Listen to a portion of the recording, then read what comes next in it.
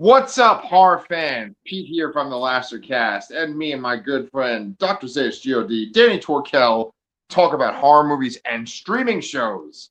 Streaming to you right now is It Welcome to Derry, episode 7 of which we are going to review, the penultimate episode right before this Stephen King adaptation, or spin-off actually, comes to its close next week.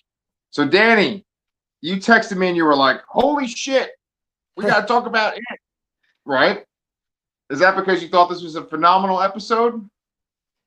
I mean, I have seen people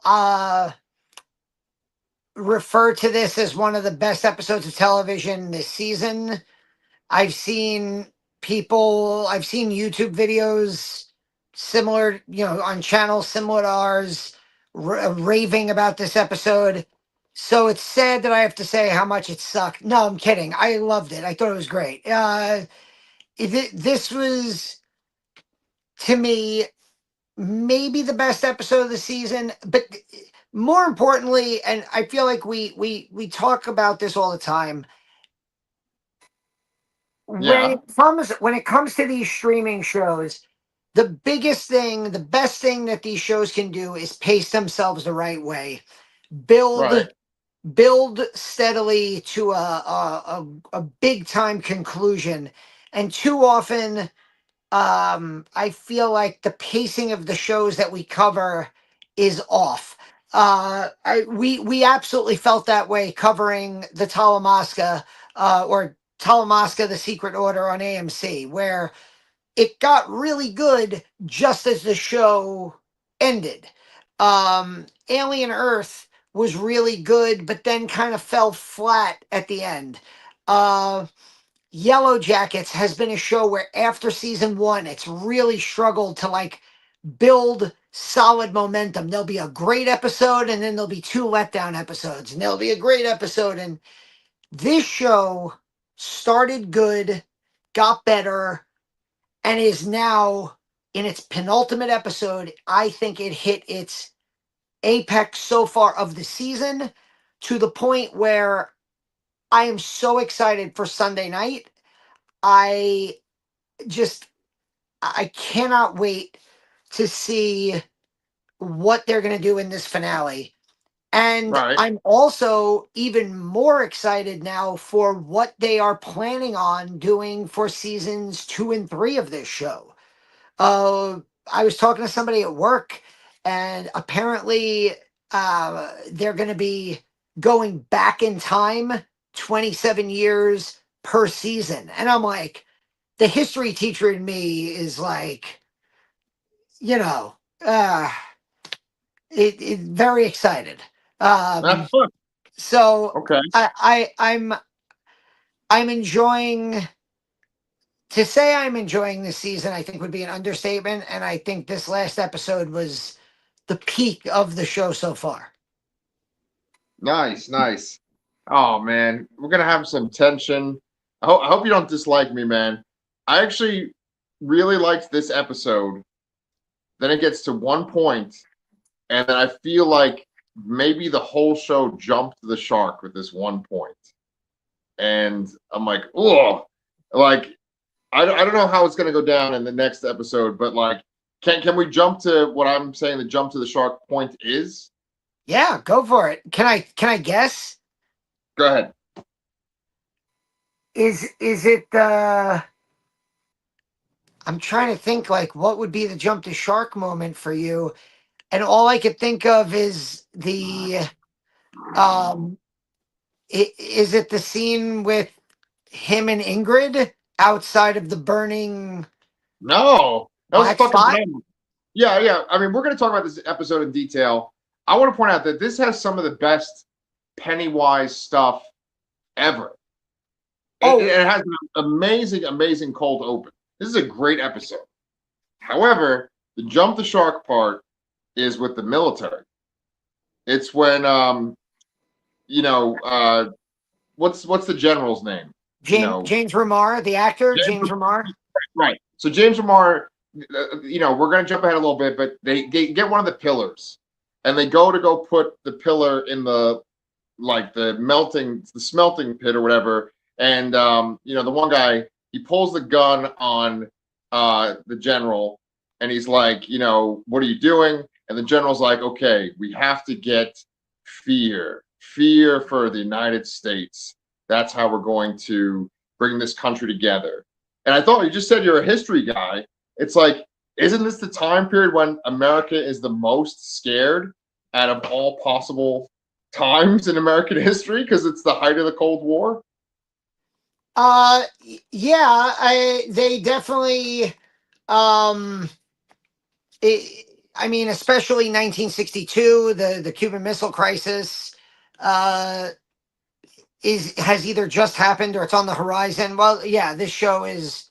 I don't think this is October yet, so it's probably right before the Cuban Missile Crisis. Right, Um, what I will say is where it doesn't jump the shark for me is the military stuff has been for me the weak link the whole season. And right. I think we've kind of been on top of that in the sense that we both kind of suspected the whole season that whatever the military's doing is not good. That the Right. military is that, like, our two go-to characters, um the dad, um Hanlon, and Dick Halloran are, they are good guys, but the military is the bad guy here. And it is, whether it's trying to, take over Native American land and violate Native American treaties, or whether it's trying to control an evil entity to, I mean, also, I kind of felt like it's a topical connection where it's like, you know, the stuff that was going on in the 60s with the Cold War, and then later on with like Nixon and stuff, which is the late 60s into the 70s. It's all about, the military, using the military and controlling the population with, keeping everybody afraid so that they're easy to manipulate. And I see that a lot today. And Yeah. so maybe it didn't jump the shark for me because I just kind of felt like it was, um kind of bridging a gap between that time period and today. But Yeah. I could definitely see that because this episode had so much great stuff in it. The way the last episode ended, and Right. just everything about it, from the book, from the TV series, the movies, the Right. lore, you knew the black spot was going to be this epically depressing and sad event, and Right. tragic event. So you go in. So this episode is like, that is happening. Oh, by the way, while the building is burning down, Pennywise is fucking eating people. Um, Yeah. you have Ingrid the clown, Periwinkle, um, outside being creepy as hell, and that whole amazing sequence. Um, and yeah, the military scenes do kind of take you out of all the stuff that you're much more interested in. Right. So I think that for me is the bigger. I guess that's why it didn't jump the shark for me, because when it goes back to the military subplot or military plot, that's kind of the stuff where I'm like, all right, kind of get me out of the show for a few minutes, and then we'll Yeah. come back to like me paying really close attention to the really important stuff. Um, the thing about like melting the pillar, though, Right. I thought that was really interesting because I'm like, wait, so does that break the 27-year cycle? Like, are they gonna like completely break from the lore now? I Yeah. and I love that scene of like, Pennywise asleep in like Yeah. it's like almost sleeping in blood and then waking up again when the pillar is melted. Yeah, well, I mean, like that was a beautiful fucking image. Like him just in this gore right in the center of this pool and he's submerged up to his nose. Amazing. Bill Skarsgård just fucking demolishes this episode as two different characters, right? Amazing stuff. I'm still fucking thinking about the Pennywise stuff in my head. It's so good. Like his acting choices, the way he's shot. It was directed by Muschietti too, this episode. But like And he has a cameo. right, right. And so, like, if you notice, like, Lily is missing for most of this episode, right? We focus on every other character but her. She's got that dagger. My assumption, just doing like some fantasy booking and stuff, I mean, hopefully this isn't a spoiler, but my assumption is they're going to use that dagger to replace the pillar. They're going to keep him trapped and he's going to go to sleep, right? And that, I'm pretty sure that that case that they open up that has like the turtle shell, I'm pretty sure that's the thing that they put all their tokens in It Chapter 2. Right. So I think that's what's going to happen with that sequence. But like, just to go back to my military point, and then I want to talk about the cold open right after that. Like the military thing, it's like, I just felt like it was unnecessary. Like, I actually like the idea of like the military being like, yeah, let's get this thing and use it against the Russians. But they have to be like, oh, no, no, we're going to be extra evil. And then this way, like plot wise, it lets the idea that like Pennywise could escape. We introduced that idea, but it's like they could have just been like, we're taking this to study it, and just by moving it, it makes him be able to come out or something. You know what I'm saying? Like the idea of like just that extra layer of we're gonna make everyone in America feel fear. You know, it's just like I just felt like it was too much. They didn't need to go there. You know, but I get what you're saying. Like the military stuff is like the weakest part of the show. So let's talk about one of the strongest parts of the show. Then let's talk about the fucking cold open. That was phenomenal. Yeah. Um, Sorry, I'm just jotting down some notes. The cold open was Yeah. the Pennywise, the dancing clown sequence. Um, and I love the idea of Pennywise being like a dancing clown, but doing the like almost sad Pagliacci Oh routine, yeah, absolutely.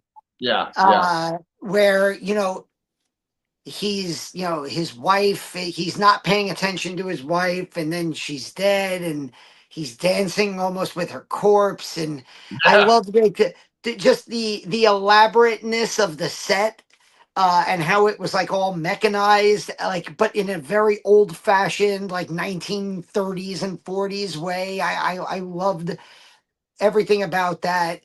Yes. uh and yeah, you hit it on the head. Bill Skarsgård, his Pennywise, and we've talked about this. His Pennywise really doesn't do much for me.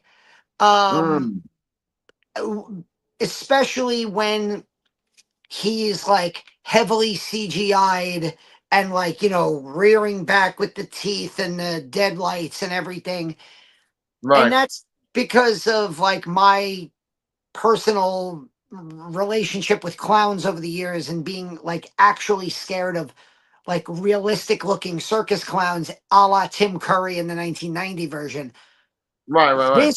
This Alexander Skarsgård, wrong brother. This Bill Skarsgård, The hotter one. Oh no, we lost his audio. Bill Skarsgård. yeah, Go ahead. yeah, you talk for 1 second. I'll be right back. Oh, he's got to get a text or something. Well, all right. I'm gonna just take Danny's point and maybe go in a different direction. But Bill Skarsgård as Pennywise the dancing clown. It's such a great fucking sequence.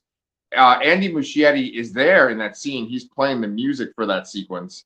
And it was cool. He did a little cameo. I liked how it was like, him and Bill Skarsgård working together to make this creature. Like there's a real tragedy and a real sadness to this character. He clearly has been like deeply affected by the loss of his wife.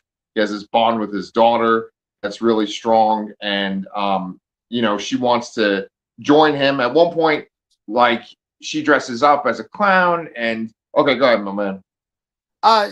Sorry, I was gonna say this Bill Skarsgård performance in that opening scene.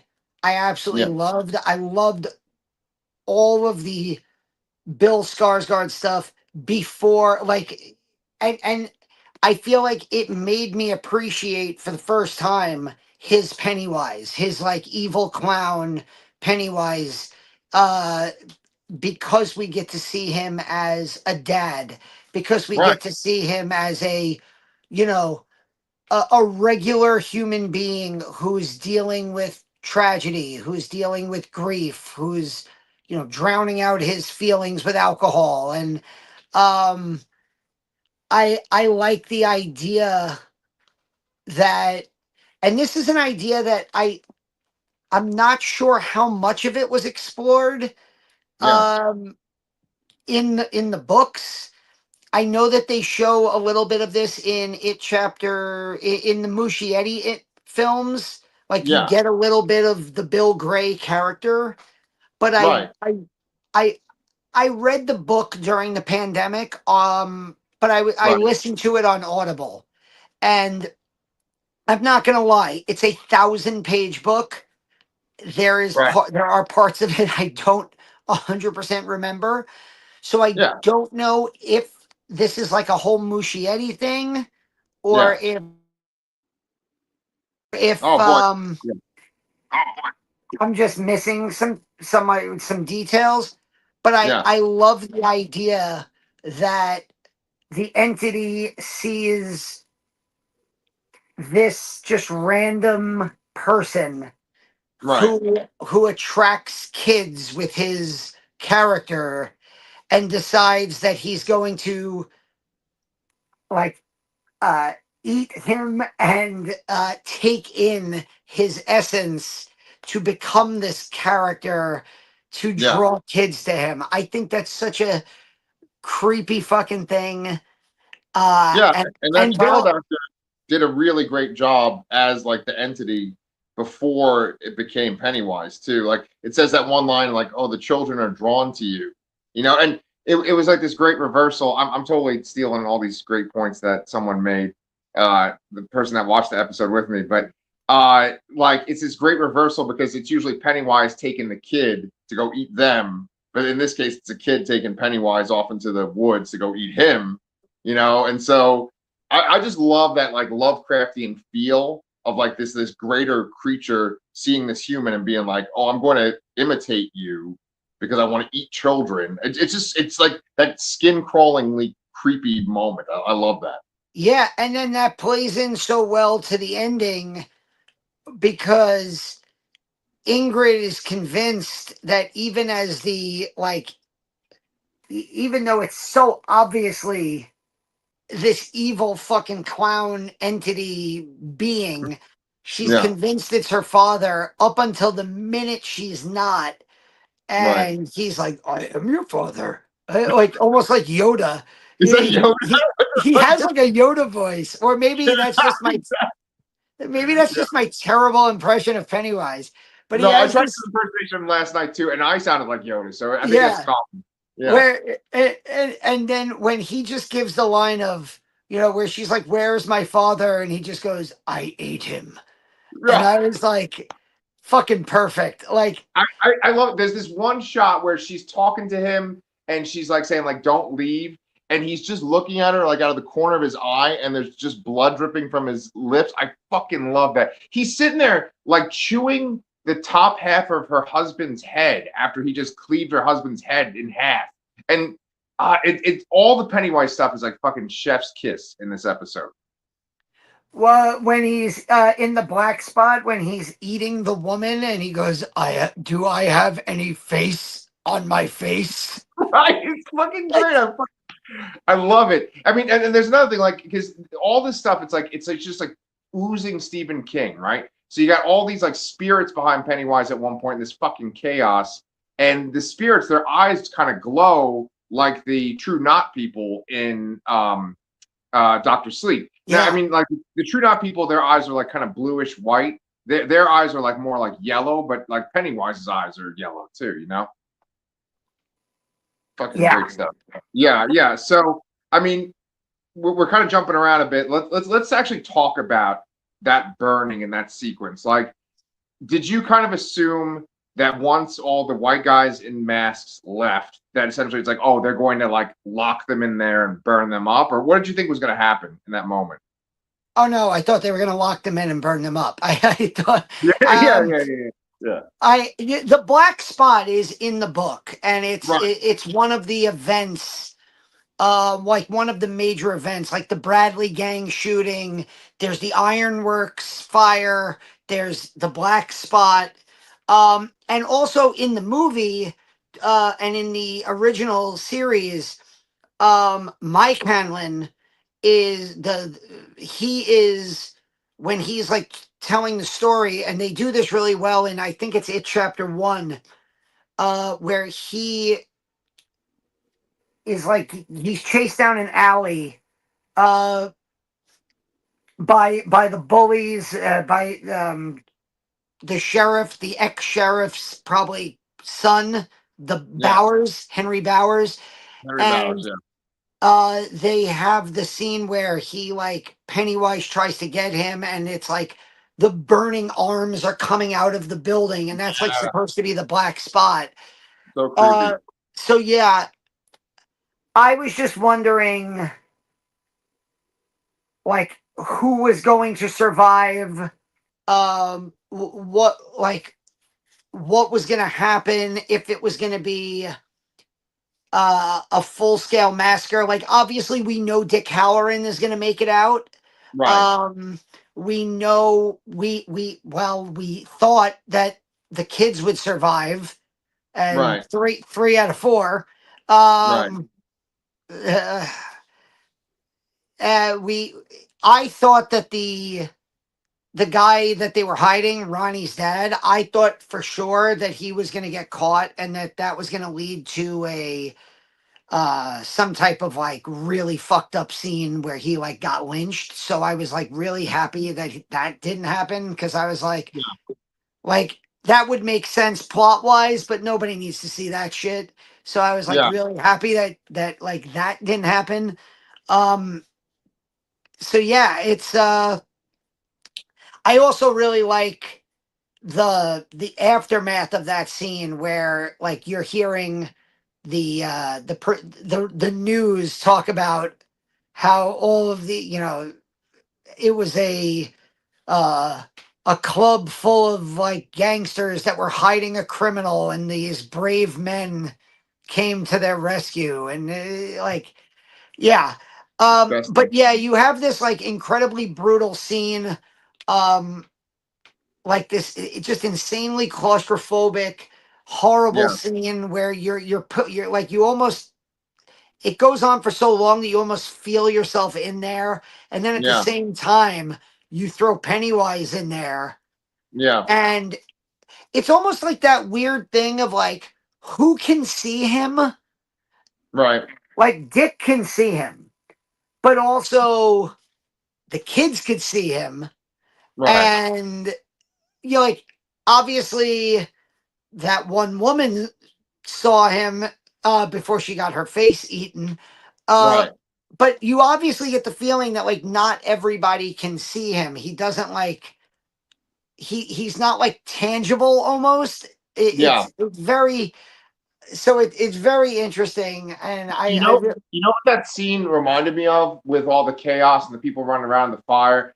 It reminded me of the very first Hell House LLC. Like at the end of the movie when there's like yeah, the fucking riot in the place. Yeah, I mean, it's weird when people that are older, like when they're like in their 20s or older, see Pennywise, because it doesn't make sense. It's always like the children should just be the only ones that see him. I don't know why he singled out that one woman and he started eating her, but I mean, maybe, I don't know, maybe she was more susceptible, or maybe she had a little touch of the shining herself. I don't know. But like with that sequence, I mean, we should definitely talk about Richie's death, right? And then I don't know, like it's kind of it's hard for me because it's a good scene. It's scary as hell. There's amazing scenes with Pennywise in it, but I almost feel like, is it kind of wrong to have a scene like that where black people are massacred by white people and like we're in it? You know what I'm saying? It's like you could have that sequence, but maybe not show this like extended, like one take kind of chaos. Like maybe just show that they get chained in there, and that's the end. I feel like when you blend the sort of like real world racism with like supernatural stuff, it it kind of like diminishes it, or it makes it not as powerful. But one other point I want to make real quick is I felt like that scene was like the inverse of that fucking amazing scene in Sinners. Like the very best scene in Sinners. Like I felt like that scene was like the Well, reverse of it. we brought that up last week when we talked about Richie playing the The drums. drums, Yeah, yeah, and how that felt very Sinners like. And right. you know, big musical moment featuring a mostly black cast in a enclosed wooden location with you know uh, angry white people outside and a supernatural element to it. It does Yeah, feel very Sinners like, and then you carry that over to this week, and then the end of Sinners is what do you call it? The end of Sinners is the bar burning down, and so yeah, it is very Sinners like. Sinners, by the way, 7 Golden Globe nominations. fuck yeah. Uh, Along with 5 for Guillermo del Toro's Frankenstein and 2 for Weapons. Oh, Horror is doing pretty well. Doing pretty well. yeah. Shit. Well then let's talk about fucking Richie's death, because I know for someone that was the jump in the shark part of the show. That was their favorite part of the show was Richie, and like I personally thought that him dying like that was much better than like if Pennywise got him and ate him. He died like a very heroic death, you know? Yeah, I love I really grew to like love that little couple Yeah. dynamic that he had with Marge. Right. And uh it was if you're going to die, if you're gonna, especially if you're a kid, if you're gonna go out on a show or in a movie, like you want to go out with that like heroic, you know giving up your life for for the damsel in distress moment. Yeah. So yeah, I really I thought that was a good scene. I thought like her waking up and finding him was very sad. It was a great moment, like a sad moment, but like a great moment for the show. Right. um and also like Marge, right? That's her name, Margie or Marge. Yeah, I think it's Marge. Yeah, the one with the eye patch. Yeah. Yeah. Um she is she's having a very Steve Harrington season, uh Right. Right. in the sense that like when the show starts, you're like, oh, she's definitely just here to be fodder for the monster. She's like really annoying. She's like with the patty cakes. She's like setting up the main character to be embarrassed. Like, and then that scene with the eyeballs, and you're like, oh, this is where she gets her comeuppance and she gets killed in a brutal way. Yeah. And then all of a sudden, like a few episodes later, she's like one of the heroes, Yep. and she's kind of a really cool character now, and I really enjoy the way that young actress is playing the role. And it reminds me of Steve Harrington, who first season of Stranger Things, you're like, what a fucking asshole! I cannot wait to watch a Demogorgon rip this guy apart. Right. He's in the buyer's house at the end with a baseball bat, and he's just there so that there's one person to get killed before they inevitably save the day. And all of a Right. sudden it's like season 5, and you posted that, Pete on the street, who should die, and there's a lot of people going, I hope it's not Steve. And I'm like, yeah, they better not fucking kill Steve. Yeah. No shit, man. No shit. Now you get me all fucking excited about Stranger Things. I want it to come back, but I don't know. This fucking show has had almost as many emotional beats in this one season as Stranger Things has had over the years. This show, it's like surprisingly good. I mean, except for that fucking military. We want to have America be overrun by fear, but like, I mean, that whole sequence is great. The fallout was good too. I almost felt like it was like a little redundant with Richie's death, where they show him next to the refrigerator, and even him putting her in the refrigerator was like this kind of weird, like Indiana Jones and the what the fuck is the one with the aliens and stuff. Crystal Skull. Yeah, like when he's in the fucking fridge and the nuclear blast, it's like that plus Titanic, you know, like and Definitely very Titanic-ish with the right, whole "we can both fit." Oh no, you go and I'll. right, and so or maybe like Steven Seagal on Executive Decision, but like they That's one show, of my favorite scenes. Oh, yeah, yeah, yeah, I love you that movie.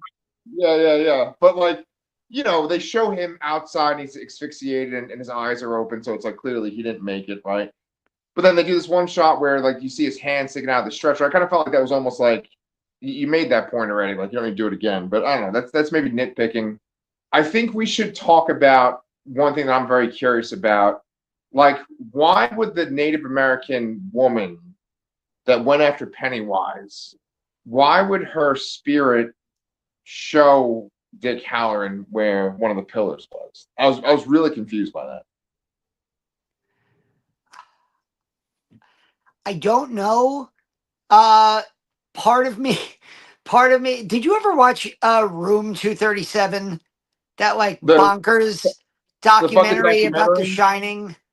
where it like includes the fact that like they think Kubrick faked the moon landing. That one. Yes. Yeah, Um, yeah, and all I could think of is like Dick Halloran is getting like spirit guided by a Native American, and I'm like the people who made Room 237 are probably lapping this up, and they're like, "See, The Shining is all about the Native Americans and the right, killing right. and the killing of the Indians and the stealing of their land." Yes, And you might be on something there. Yeah, Stanley Kubrick is rolling around in his grave. I think, right? I don't know, but like, uh, it, I was thinking that maybe two things. Maybe she's showing him the pillar so that Pennywise can escape and like kill white people, or like that they could make Pennywise escape and they could try to kill it. And then the other thing was, I was thinking that maybe her showing where the pillar is actually the entity showing him where the pillar is, so that they can, it could be either yeah, one of those. I honestly I don't know. I was just kind of following along and trying to enjoy myself. I wasn't thinking too hard, but I did love the look of Pennywise. With the way that he, at the end where Pennywise himself almost looks like Native American with like the half Yeah, red face. yes, Uh, so that is a maybe good. you are onto something with that idea.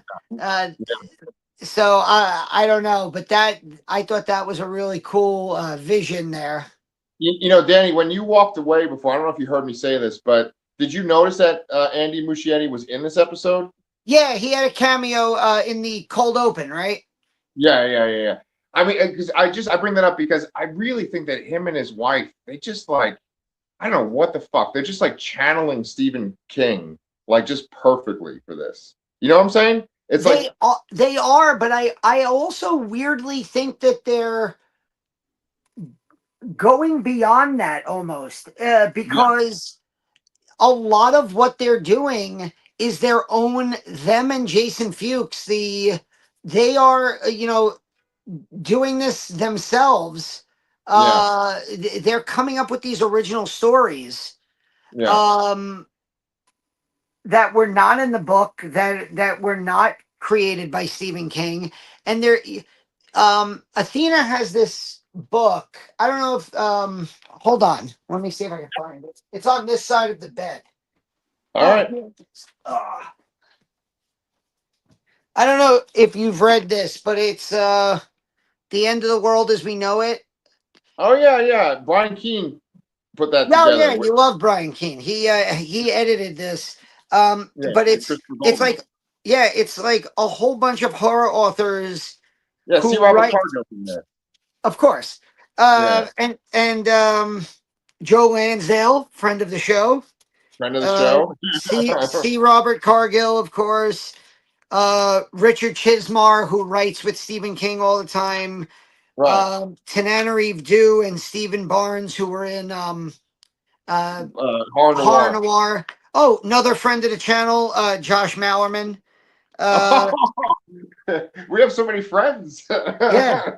David J. Shaw, who helped one of the, I think, the creators of The Crow, and a guy who I interviewed for Geeks of Doom years ago. Oh, nice. Uh, that is like authors, horror authors, diving into the Stephen King universe and writing stories inside of the Stand universe. Right. So when you have created the universes that Stephen King has, I think you open his worlds are Yeah. so large, they're so interconnected, Right. um, that it gives filmmakers, content creators, and authors the ability to dive into that world, to take snippets of ideas that King came up with but never delved into. Ooh. Right. Oh And shit. yeah, and then and actually extrapolate on them. And I think Right. that's what we're seeing here with Welcome to Derry. yeah, with the Muschietis and with Jason Fuchs. I think they're, whether it's the military subplot, whether it's the Periwinkle subplot, whether it's Native American stuff. all the, yeah,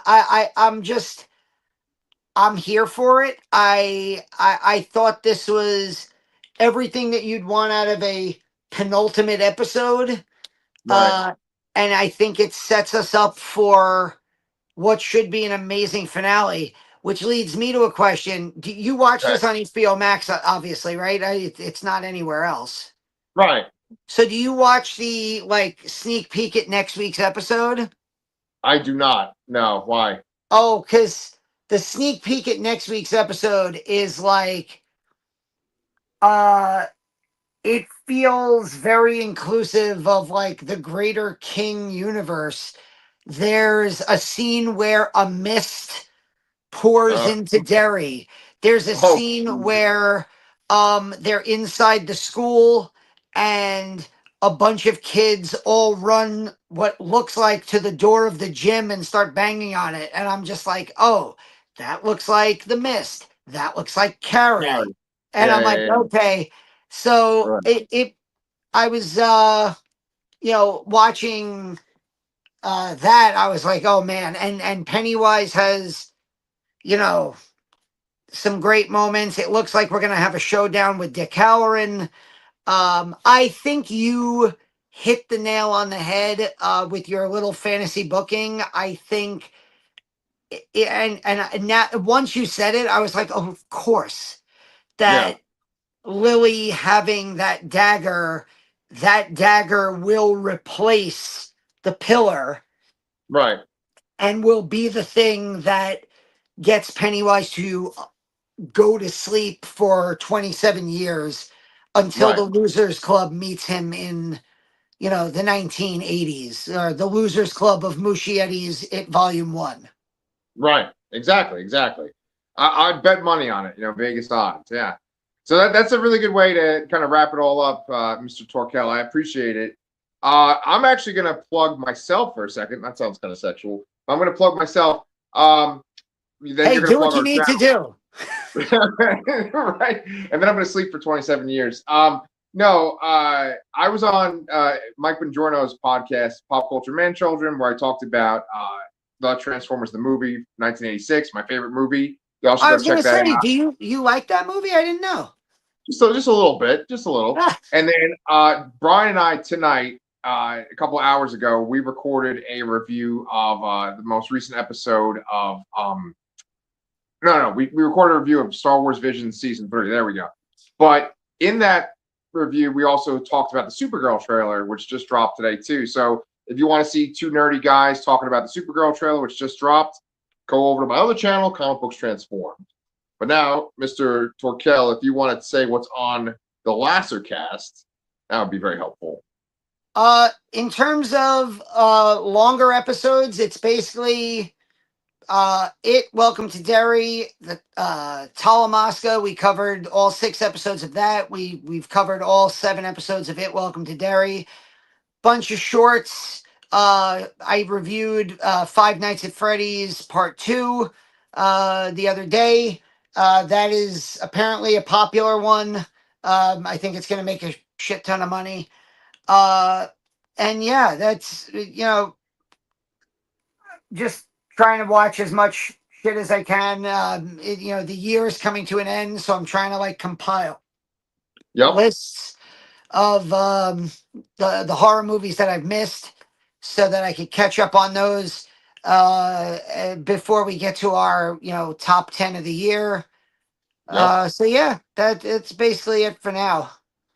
Yeah, that's actually one of my favorite things in the whole year is when you and I do our top 10. So you guys make sure that you give this video a like. Tell us if you think the show jumped the shark at all at any point, or if you're just like really into It, Welcome to Derry. Make sure you subscribe to this channel so you can watch all Danny's reviews. And then if you want to watch me plug myself, you can go over to my OnlyFans, Pete on the Street. All right? We'll see you guys next time. Thank you.